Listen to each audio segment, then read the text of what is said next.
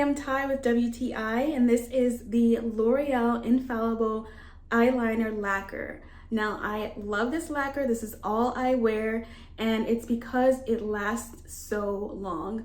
When I apply it, I do not have to worry about reapplying it throughout the day or it's smudging or anything like that. It lasts me the entire day, so I love that about it.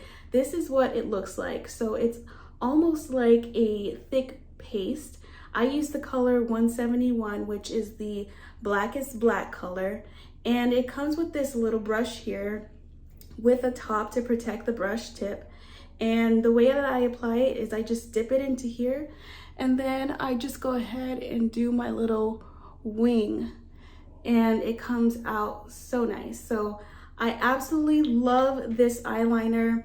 Like I said, it's the only one that I use. I love the precision of this brush, and I'm absolutely super happy with it. So that's my point of view.